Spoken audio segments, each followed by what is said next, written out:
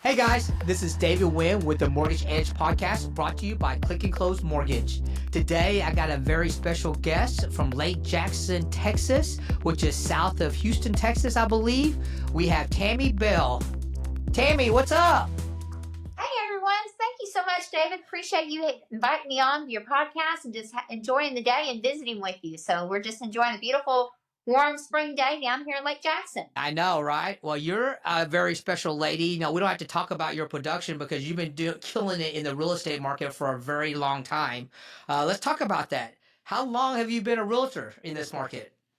I have been involved in the housing industry since the early 90s. So I've been a licensed realtor almost 30 years, 28 years here in the local market. That's amazing. And now you have your own brokerage. How many people do you have working for you, Tammie?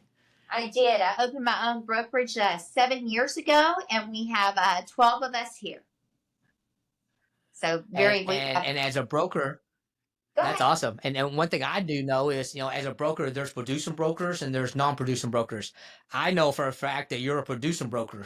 So, I mean, you're super busy. How do you juggle doing actual front man for the transaction, also running a brokerage? Well, I tell you what, it takes teamwork, and that's how it all originally started out. Was TBT originally stood for Tammie Bell Team before I opened up my own brokerage. So you're only as good as your weakest link. So you have to have strong individuals to support you and help you. I have 2 licensed staff members, so they certainly do it. But my job as broker and producing is really to be a rainmaker and help all my agents succeed at their level of success, whatever their level of success is. So at some point in life, I'm sure I will retire or slow down. But in the meantime, you've built that momentum, and we want to continue to be a rainmaker for my other agents to have that success as well. I'm going to catch you on that. You said when you retire. Me and you actually talked about this, and we talked about you were never going to retire. You'll just slow down a little bit. There's a plan to retire in 2 years. I don't know that I'll personally ever retire, just because it's probably not in my DNA. However, Right. At some point, we do enjoy life, and you do have to. So it's not anywhere on my near horizon. I figure I will probably be one of these token 90-year-old ladies out there selling real estate. So we'll see how that goes, and it's certainly knocking on my door. Well, let's talk a little bit about that. Your family life. You know, you're a mother. You're also a grandmother. You know, you're juggling family, your brokerage. I also know you're one of the hardest working women in real estate. You know, your day starts every day at 4 a.m. America, let me repeat that. Tammie Bell starts every day at 4 a.m. So let's talk about that a little bit. How long have you been getting up at 4 a.m. to start your day? Oh, probably 10 years. If I want any time for myself, it has to be between 4 a.m. and 6 a.m. After that, it's devoted to others and my clients and my family and my needs. So my quiet time and my personal time is typically between 4 and 6 a.m. I'm typically at the office by about 7 a.m. Already have checked emails before I arrive here. And then at the end of the day, whatever that does look like, that I'm involved in a lot of different things. So board of directors for our Property Owners Association, Rotary. I've been involved in the years over the years in all the aspects that my kids grew up in: project graduation, sports, what have you. I'm involved in the chamber. I'm just a big believer in giving back to the community and being involved in the community. So it's not uncommon that once my day does stop, that I have meetings or commitments after hours as well. And kind of back to a while ago where you talked about how do I juggle being a producing broker and a managing broker. A lot of times after 5 o'clock, 6 o'clock in the evening is when I do a lot of my personal paperwork that I need to get done, and return phone calls and emails as well, after the needs of my agents have been put first and my clients put first. So that's kind of how my day starts at 4 a.m. Because if not, I just don't get any personal time because I have committed myself. And that's personal choice. That's not for everyone. That's just my own personal drive. I always say sleep is overrated. And people ask if I often sleep. And I'm not. No, it's overrated. I'll do that in another lifetime. Until then, there's things to do and places to go. So I'm a believer in work smarter, not harder. And you gotta You got to work hard so that you can go out there and have fun and enjoy life. That's awesome. I think that's definitely part of your secrets of success. You just have more hours in the day than than a lot of people start. That is. So let's talk about the community. I know as a broker, and one of the things we talked about, you're mostly a listing agent now, right? On the broker side. That's correct. I typically just primarily do listings. I do have past clients, but I have a couple of buyer agents that go out and do nothing but show buyers for me that they've been past clients. I have a lot of clients that I may have done 5, 7, 10, 12 transactions with. So you certainly want to continue to work with them and build that relationship, but also have them with someone that's trusted. So I'll introduce them to my buyer agent. I may even still go on a few showings just because I want them to have that same level of confidence. And always my agents and my staff tell me I have checklists for my checklist, and that's because I want every T crossed the same and every I dotted the same. And it's about the level of service that we provide. Well, let's talk about that. One thing about the listing is, across the country, houses are sitting right now between probably about 60 to about 80 days. I think on average it's about 60. What is it in the Lake Jackson area? That's probably very consistent with our market. It depends on the price point. Once you hit over 500,000 price point, then the market does seem to stay a little bit longer, closer to the 90 days. And if you're Yep. under 350, you are probably very consistent under 30 days. But 300 to 350 to 500, you're consistently in that 50 to 60 days. Yeah, I think it's important to know that, it's expectations. A lot of these people that are listing houses think it's the old days of COVID where they may put their house on the market and it sells in 3 days with multiple offers. So expectations is everything. I think that's really important to Absolutely. discuss. And less than 3 months of inventory is still a buyer's market. People think that it's been on the market 50, 60 days and they're like, oh, it's a bad market. It's not. I've been doing this a long time, and I expressed to my agents there was one point in my career, if someone told me they were looking for a home at 300,000, you ran a MLS printout, and that was not when I first started. When I first started, we had books. So, but you ran an MLS printout at 280, 290, 300 to 320, and you might have 50 to 70 homes to choose from. Today, if they tell me they're looking for 300, I may run 250 to 350, and I may have 12 of them to select. So the inventory, the demand still exceeds the supply here in our local market. So I have to think at this point in your career, it's everything you get that you work on, all referrals. I have a new agent that just joined me earlier this week. Today's Friday, so earlier this week. So I was actually showing her a lead tracker program that I use. It's a Google Doc or Yeah. Excel doc, but on that it shows lead tracker. I have probably right in 2024, my stats showed about 28% were my sphere, 29% were my past clients, and then another 20, I believe 25, 28% were call-ins through the office that called in and directly asked for me. And that's just a direct impact and reflection of the marketing and the involvement out in the community. And then the others was like 2.4%. So I have a third, at least a little over a third of my business is strictly past clients, and a third is my sphere. Absolutely. That's awesome. That's awesome. So Tammie, this is what's what is it about your brokerage that what agents want to come work for you? What separates you from the other brokerages? I think that what separates us from the other brokerage is that I'm confident that we offer the most hands-on mentoring program and the most aggressive training. This past year, the real estate industry went through a lot of changes with the settlement that happened in buyer representation agreements, and everyone was so concerned about that. By the time it rolled out, we'd started preparing for that almost a year. And by the time it rolled out, my agents were highly trained. We have a weekly meeting where we do nothing but training, and for an hour a day, an hour a week. And at that point, by the time it rolled out, I was really confident these buyer representation agreements, if you have knowledge is power. And if you understand what you're talking about and you can explain it, and that's really the biggest thing, is that my agents are trained. I want the best of the best. I don't want quantity. I want quality over quantity, and I want to trust that they're going to handle each client the same way that I would with the knowledge and expertise. So I think that's the biggest thing is we offer the most aggressive marketing in our market, and in my opinion, but I'm pretty confident most people will agree with that statement.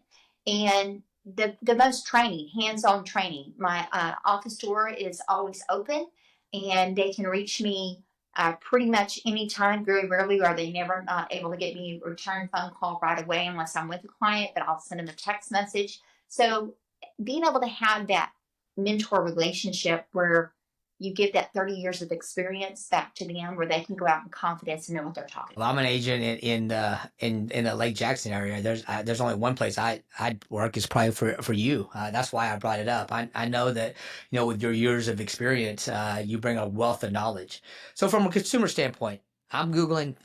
Obviously, you have the experience. You have everything. Why should I come to you over every other agent, Tammie? Well, as a seller, I'm confident that we offer the most aggressive. We offer unique marketing.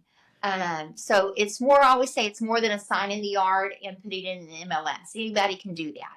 But what do we do to go above and beyond?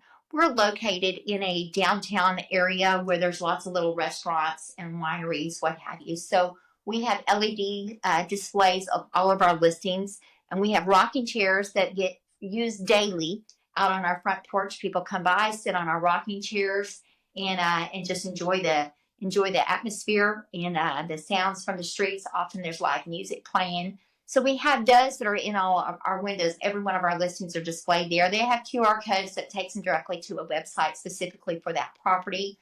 But then in addition, we do one thing that we do that's pretty different that I'm not aware of anyone else that does, and we've done this for about 5 years now, is I sponsor neighborhood garage sales. When you do marketing, you've got about 2 seconds for a piece of mail to make it from your hand to the trash pile. We all know that. And so you have to have something that's tangible for them to retain and want to do. Most people, they're considering selling their home, want to clean out cabinets because they don't want to pack things that they want to get that they don't want to keep and move to the next location. So they may be either donating it or want to have a garage sale. But if someone goes through the efforts of putting together and organizing a garage sale, all they have to do is open their garage door that morning, have their items out, sell it, and then taken care of. So we handle the advertising. We mail postcards out for that 2 weeks ahead of time. 3 weeks ahead of time, we let the neighborhood know that we're going to do a garage sale. We do 18 different neighborhoods throughout the year. We do half in the spring and half in the fall. Some of them ask us to do both in the spring and the fall, some of the bigger ones. We have some neighborhoods that may have 10, 15 houses participate. Our largest subdivisions have 50 to 60 homes that participate on a regular basis. So it's a pretty unique marketing. But what happens is we take out a garage sale sign and we place it in their yard Friday evening. And so Saturday morning, the garage sale sign is already out in front of their house. We go by and take them donuts because who has time to eat breakfast on the days that they're doing garage sales? So we take them by donuts so they can enjoy donuts while they're getting things ready for the garage sale or selling, because there's always early risers that come out early. And then after the garage sale is done, we come back and we pick that up. So we mail out that postcard a week beforehand to the community, different target market areas, letting them know that we're hosting a garage sale. So then they are keeping that flyer that we have on their shelf or on their cabinet or on their refrigerator for a week to remind them of the garage sales. Then we also list all the neighborhoods. So we have people that start following our social media that want to know when the next garage sale is. We'll have homeowners call us and say, when are you hosting a garage sale in our neighborhood? And I've had a small town that's a small village, a little small town here. They called and said, will you sponsor one for our city? And so we've done that. So it's a very unique marketing. And so that's something we do is a little bit. We have a moving truck that we allow people to use if they buy or sell with us. They use our moving truck for free. We also allow our moving truck to be used by nonprofits. So our local historical museum has used it. Val 22, which is a organization for veterans to combat PTSD and suicide awareness. We have lots of different organizations. SPCA has used our moving truck. So I believe in being involved in the community, giving back to our community and supporting those and helping each other out. So those are things that we do in regard to that. In addition, our conference room. We very rarely use our conference room at night. So most of the time we use our conference room during the day for our meetings and closings, what have you. But in the evenings, a lot of these nonprofit organizations need somewhere to meet. So we also allow them to use our conference room at no cost. And that's just a way to get back to the community, get them in our office door, and build relationships out. That's awesome. I love giving up your trade secrets because I think that garage thing for realtors sponsoring that is an untapped market. In fact, I've talked to a lot of realtors across the country, and you're the first person that's ever said something like this. And so I think that if you're out there listening and you're a realtor, hey, start a garage sale campaign. Wise secrets from Tammie Bell. Yeah, we actually have door knockers. The Yeah. way we advertise it to the neighborhood is we take door knockers and we have little flyers that we hang on their door and let them know, hey, we're going to be sponsoring a garage sale. This is in. We're going to do the advertising. We're going to provide you a sign. All you have to do is get your stuff together, and then we mail that Target postcard out to the neighborhood and another Target area that would be probably first-time buyers or move-up buyers. Do that. So it's just a unique way. So it's been very beneficial. I believe this is our 5th year now that we've done this, and very, very successful. But we already had one listing this year off one, and we just started them. This is our third weekend or 4th weekend in the spring. So we've got another one coming up tomorrow. All right, Tammie, I'm going to put you on the spot. So I want your knowledge of the last 30 years in real estate. You know, they said 2024 was the worst real estate market in the last 30 years, which I don't know if I believe them or not. You know, I look at your production report and you had a phenomenal year. Let's talk about 2024 and then let's talk about 2025. What's your input on that? Because you've seen, you know, from 1990 to now, probably three Yeah, separate markets that are what they exactly. call declines. I remember 2008 when everyone was like, this is such a horrible market. I closed 110 transactions myself.